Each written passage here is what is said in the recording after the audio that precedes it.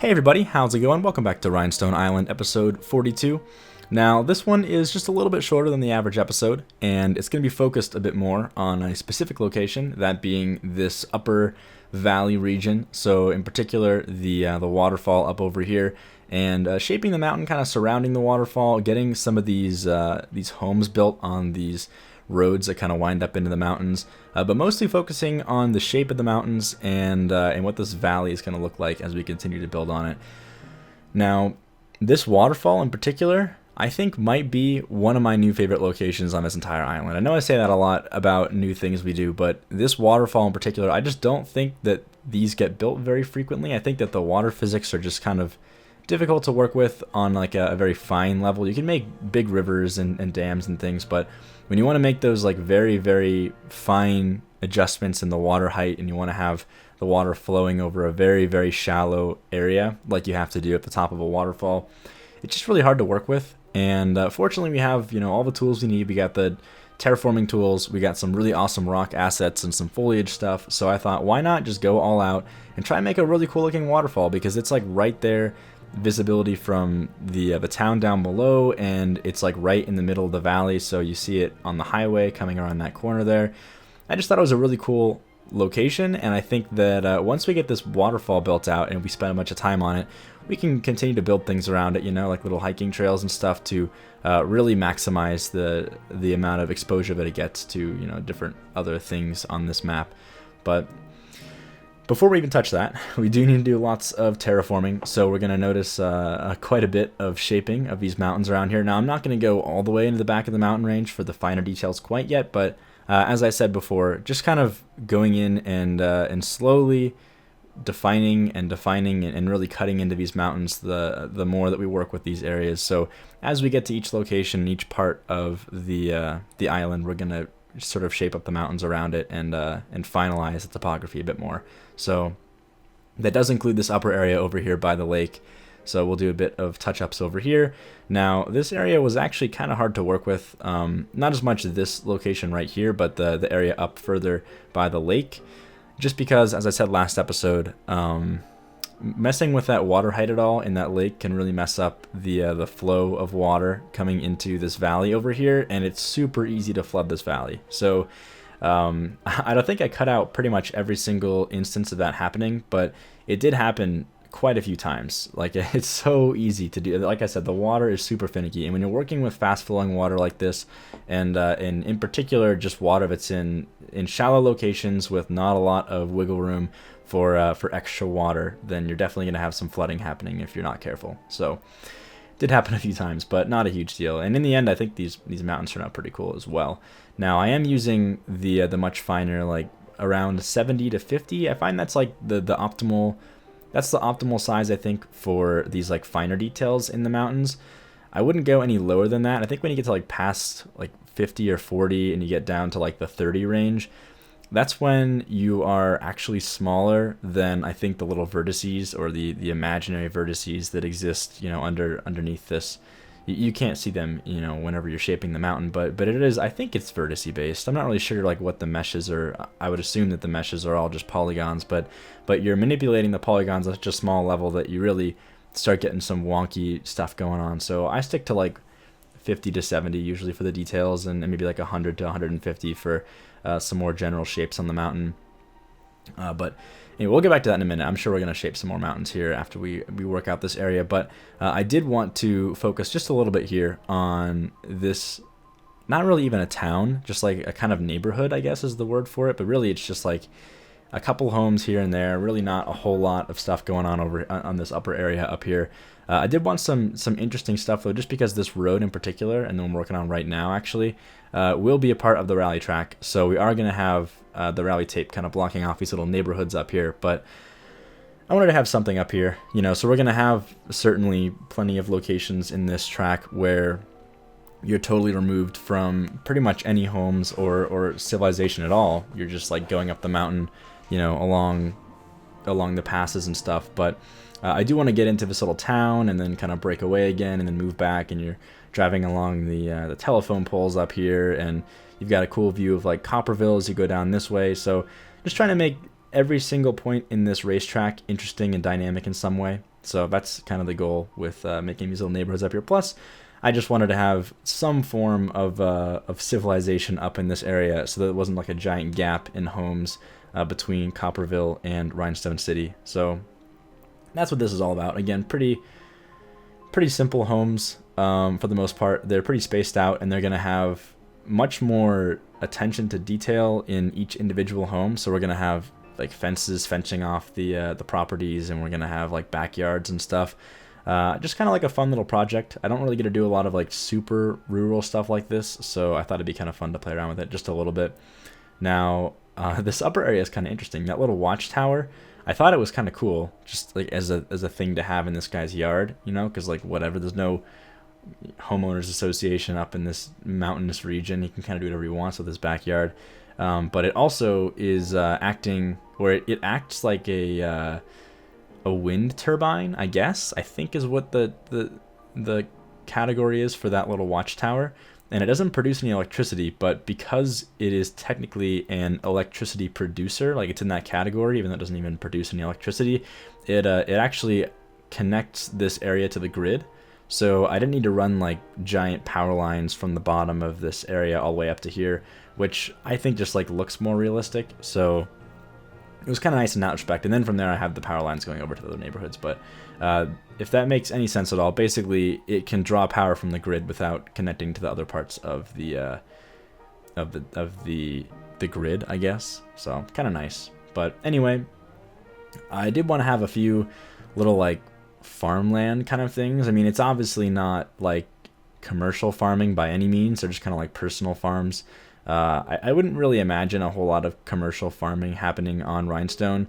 I have gotten a few requests to do actual farmland, you know, in different parts of the island. I really couldn't imagine there being a whole lot of farming happening on an island like this. I mean, the terrain's not ideal. It's pretty steep and pretty varying in height, and on top of that, there's not a lot of like real estate for that. So I would imagine some personal private farms just happening here where we have just homes kind of scattered up in the mountains up here, but nothing too commercial. I'd imagine most of that's all just imported in as you go. So that's that. But anyway, I really did want to focus a lot on this little corner here because, again, this is going to be part of the rally track. We're going to have it turn right up here. So I thought, let's have like a nice, you know, some nice yards all around this way. A nice little cluster of homes. We'll have all of their yards nice and defined with these fences here. I'm going to use some of those like groomed grass decals to kind of make the yards look a bit more like they've been maintained, and we'll have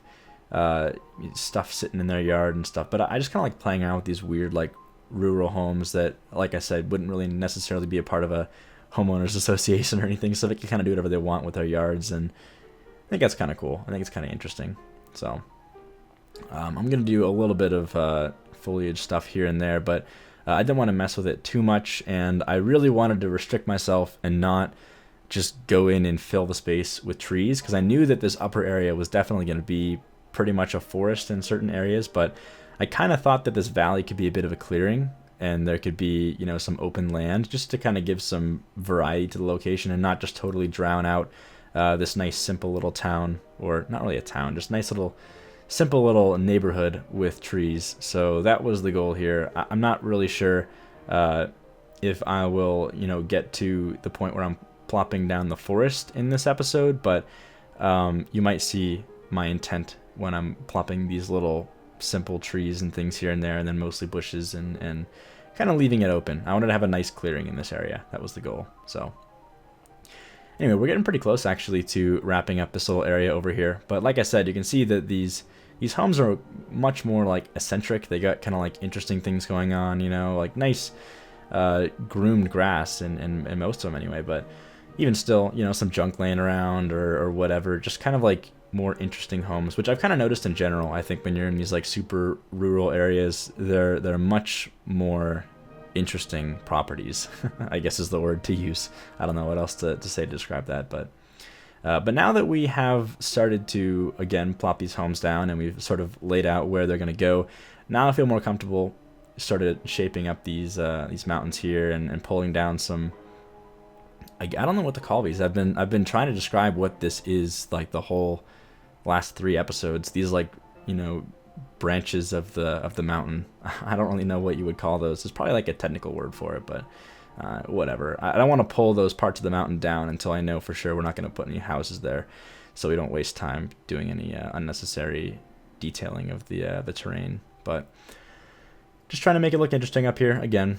I don't want this whole thing to be like a giant flat plateau either. So where we do have the path right now, I'm not going to do a whole lot of shaping on this flat ground kind of below this mountain quite yet, because there's still going to be something there. That's going to be the end of the rally, by the way. So we'll have something there, maybe like a little end of the event and maybe some homes on the end of that or something. But these areas up here near the pass and near this valley and the waterfall, they're not going to have any homes on them, so I'm going to just totally go crazy with this mountain and kind of shape it up again. But like I said, when we're done with everything, we will certainly be adding some variety to the topography of these plateaus. They're not just going to be like straight flat landscape, so keep that in mind, I guess. But this area up here, trying to give the mountain like pretty sharp angles and pretty like dramatic looking shape at the top here. I just think it looks much better from a distance when you have these like really, really dramatic cliffs and things. So I'm trying to do that a little bit here. This is something that I sort of wrestled with a bit during this design. You might see it a bit, especially later on, but I'll go from using, like I said, size 50 to size 70 to make these really sharp angles. And the thing about this is it looks really good to add these like fine details, but if you just finely detail and add, you know, crevices or jutting out rocks in every single point of the mountain, then it all starts to look pretty the same, you know. So to kind of break up the monotony a little bit, what I'll do sometimes is I'll go back and smooth out certain areas. I don't like the look of just like kind of lazy blending of textures and like kind of lazy slopes here and there. I think that having nice rigid defined edges makes them look much more like mountains than having like big kind of hills. So when I add that variety, I'll intentionally leave some flat areas, and you'll even see me go back and smooth out some certain areas probably later on in this episode. But I'll still keep the edges nice and defined, even if it's a smoother face, just to kind of give variety, but still keep that clean look to the mountains. But I think all in all, these mountains shaped up much better than they were previously, because they didn't look too bad whenever I made them, but I definitely think that just experience in terraforming will make you change your mind about mountains. And for me personally, I certainly wanted to go back and do a second pass on these mountains and make them look much better. And more than a second pass, like a fifth pass at this point, with the amount of times we've gone back and worked on these mountains. But I think it's worth it. They're a pretty main component of this whole island, and I think that spending that little bit of time to get good at terraforming really helps in making your whole builds look much better, because you could build a super awesome city, but if all the hills and the mountains and the terrain around it look kind of weird, it won't be super awesome. So it's good to get some practice in, I guess. But anyway, we can really see that this whole area is shaping up quite a bit, especially this little road that goes down to the neighborhood over here is pretty much almost done, actually. I think this is the last side that we need to finish up and detail here. Just around the coast and actually approaching Copperville over here. Now I'm gonna leave most of this stuff flat as we get closer to the ground here near the highway, mostly because I want to have some splotches of forest here and there. But I'm really looking forward to getting over to the edge of that plateau back there that we were looking at, that was near the little townhomes, because I want to have some really cool kind of like fade off cliffs and kind of like cut-ins and like wind erosion at the top of the plateau, and maintain that like difference in height and stuff as we kind of tweak the plateau more. But I think that having those plateaus and flat spots and sharp cliffs definitely helps to break the monotony of just like a whole bunch of these like mountains that all kind of look similar. So I don't know. I'm still kind of playing with it. I still think that, you know, looking back on my mountains now, that maybe I've gone and done the same sort of shapes too many times, and that we could use some more variety. So it's kind of a never-ending process. I'm sure I'll go back and tweak even more after this, but it definitely makes me feel better to know that a lot of this has been shaped up correctly. But man, that was quite a bit of mountain placing. I think we are pretty much done with that now.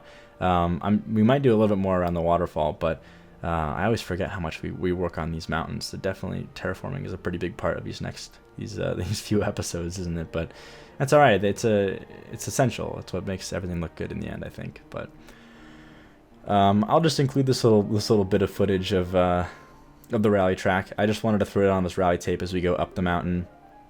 And I'm not actually 100% sure if rally tracks will have rally tape around the entire track. I'm pretty sure that it's dependent on what kind of event it is, but it seems to me that in these bigger events, they just use rally tape for like the basic level of just showing where the path goes, and then if we enter these like more populated locations, then you might see some like barricades and things to kind of keep people off the track. But for the most part, I think it's pretty much just rally tape all around the outer outskirts of these areas. But this would be a pretty complex track, at least I would think so. Again, I really don't know much about rally, but it's pretty steep in some spots and there's some pretty tight turns, so I think it'd be pretty cool.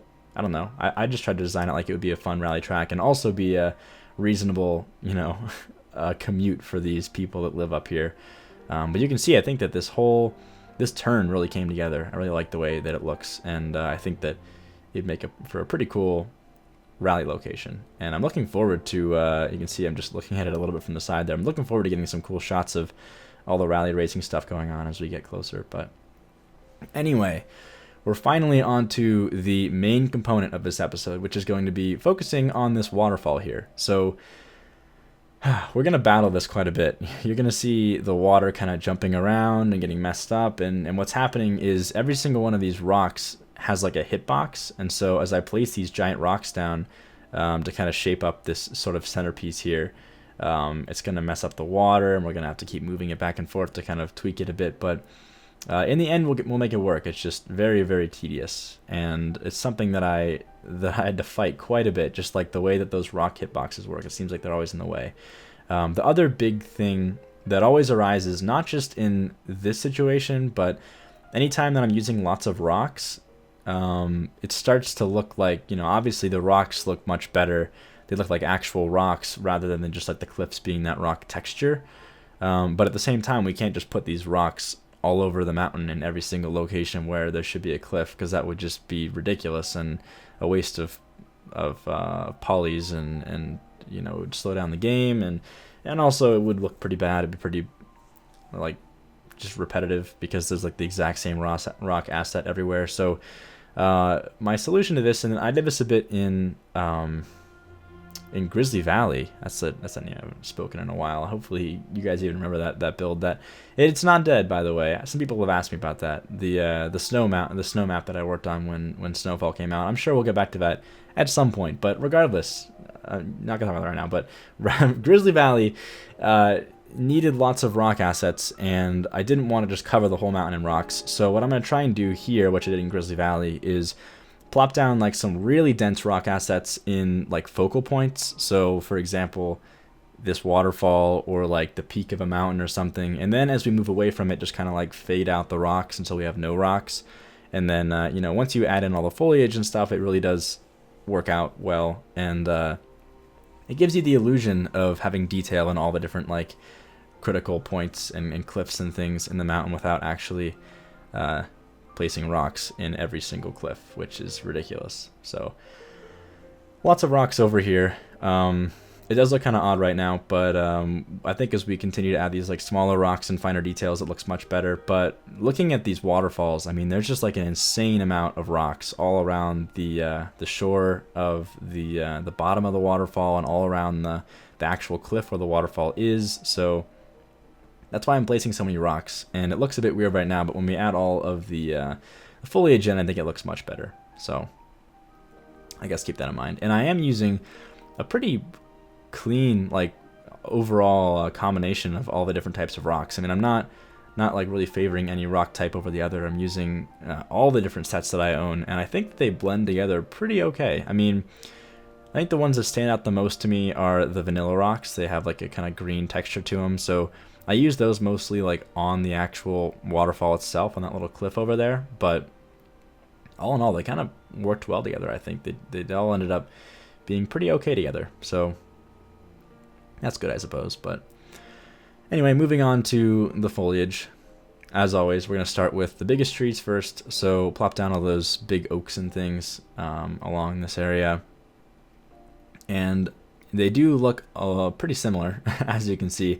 So I will go back and try to blend them in with the other trees and things, because I use a lot more vanilla trees in the beginning of this build than I do towards the end. When I say this build, I mean just the entirety of Rhinestone. So like the beginning of Rhinestone, we use a ton of vanilla trees, and now I use none of them. So I'm gonna go back and use some brighter trees just to kind of like I don't know, make the whole forest look a bit more like the same color as the other parts of this island. But for now, I'm just not even focusing on it. I'm just gonna completely focus on this thing as its own separate build, and then I'll go back and kind of blend it to everything else. But I gotta say, I think that once we start adding these like overhanging trees that I think we got when I started Arrowhead, and or when Strict Toaster and Fresh Popcorn and I started Arrowhead, we used some of these new trees, and I added them to Rhinestone. But those overhanging trees look really, really good around water, I think. So tried to include them a lot on the kind of cliffs right around the river, which I think kind of turned out nice here and there. And then trying to add some variety in the trees as well. So we got those like taller trees, we got some of those like pine almost looking trees, but they're not really like your standard pine trees you'd find in like the Rocky Mountains or those types of alpine areas, but they're more like the greener pine trees that I think you'd find in areas like this. And I think it's actually supposed to be an oak. It just looks to me more like a pine than an oak. I don't really know how you mess that up, but that's what it looks like to me. I don't know. Anyway, moving on to the bushes finally. And I think this part really starts to make the whole waterfall look nice. So going with the bigger bushes first. And I'm trying to limit myself to how far out and away from the waterfall I start working, because I know that the more area I try to cover with the foliage, the harder it is to detail. So I just wanted to start with like focusing on the waterfall, and then from there we move out and do the rest of the area at a later date. So especially with bushes, I want to limit myself to how many bushes and tall grass and these like very detail oriented foliage pieces. I don't want to use them much outside of the waterfall, because again, if you're not zooming in, it's a total waste to put them in under trees and stuff where you won't even see them, because it just totally slows down the game and it makes it hard to move around in those areas. So I try to only put them down over here in this area, but quite a bit behind these rocks in the shore of the river. And around the trees and things on the upper parts as well. But I think the tall grass especially really does help make the rocks that are kind of placed up against the rock texture on the side of the cliffs look much more blended and all kind of one big thing, which is nice. And I put a lot, especially up here around this little bend. I think this is a pretty green location for sure. But just something that I noticed is that these areas surrounding the waterfall in like a tropical location are just like totally covered in like foliage and rock. That's all you see. Like there's no just ground that's visible whatsoever. It's entirely foliage and rock. So I tried to mimic that, and you're going to see as we get into the more variety of foliage, we're going to have just like coverage everywhere. So that's kind of the goal with this anyway. That's why I'm going so crazy on the foliage around here. But I kind of like those little pink cherry blossom trees. I think they kind of fit nicely if you just kind of plop them in little areas sort of around the waterfall. Little bits of color here and there. Not going too crazy with that, but just like in certain particular areas they kind of pop out from a distance. And then, these Latana plants. They're kind of nice when you put them around the water here, because you can, if you get them like just at the right elevation, it looks like they're overhanging the water a bit, which I kind of like. Also using them quite a bit on these little areas that are like right alongside the water and at the top of the waterfall over there. But they're not always perfect, because they're not super great for being placed on slopes, so I kind of avoided that if I could. But from there, getting into the smaller grass types, and also some more rocks here and there as well. But the smaller grass is like by far the most tedious part. I'm pretty sure I actually cut out a pretty good part of the smaller grass here, because it was just such a pain to cover everything with it. But this is like towards the end of the smaller grass placing. Just like some upper parts as well. Now I did want to cover some of these like upper mountainous areas with grass as well, because they have the rocks, so I figured they should probably have the grass as well. And then as we get away from the rocks, we also get away from the smaller foliage types and the grass and the bushes and all that stuff naturally. But from here I started tweaking certain little areas like right alongside the river that I knew we'd be getting pretty close to, and making sure that they were kind of photo-esque, so when you get close they look nice and balanced and foliage type and everything. Whereas when you get further away, it's kind of just, you know, filling the space with different types of foliage here and there. Not so worried about composition as much when you get into the finer things there when you're further away from close-up locations, I guess. But getting into the final foliage types, I think there's just that little almost palm-looking tree here, and then I think this is where I decided I wanted to start filling up parts of the side of the mountain with foliage as well. Now, the main reason for this, and I did it a bit before, but I wanted to really get in there and get kind of up the side of the mountain with the foliage in this particular location, but I'll probably do it in other spots as well. Just because that same texture was getting a little bit repetitive, and I didn't like how when you get nice and close to the river there, like right by the waterfall, you just got a nice glimpse of like the exact same texture, like all the way up the mountain and then all the way behind the waterfall. It just looked pretty repetitive. So I think using lots of trees kind of growing up the side of the mountain really helped with that, kind of break up the monotony again in the texture there for the cliffs and whatever. And this is where I went in with some of the, I don't even know if that's a default tree, but some of the brighter colored trees, and just kind of matched the color, especially in these just like filler spots where the trees are going up into the crevices in the mountain. I just wanted to use some brighter colors so that when you zoom out, you don't have like a giant dark spot of trees where the trees are like a darker color than the rest of them. So this is just to kind of blend all the trees together and make them look like the same forest types as the forests that we have in the rest of the island, which are much brighter because of all the default trees, of course. But we're pretty much approaching the end, actually. I think we are about at the end of the episode here.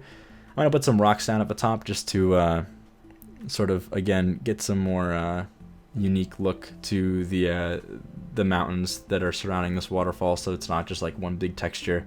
And I think this actually really did help shape up the rest of the mountain. You'll see at the end here in these cinematic shots that I think these little rocks really did pull together for making the rest of this mountain look nice and not so, I don't know, the same everywhere, repetitive everywhere with that same cliff texture. But anyway, that is pretty much it for this episode, so I hope you all enjoyed. I know, again, it was a little bit shorter, but I think it was a necessary episode, and we got to do some really cool, interesting stuff with not only the waterfall, but also shaping where the rally track was going to go, so that was pretty fun.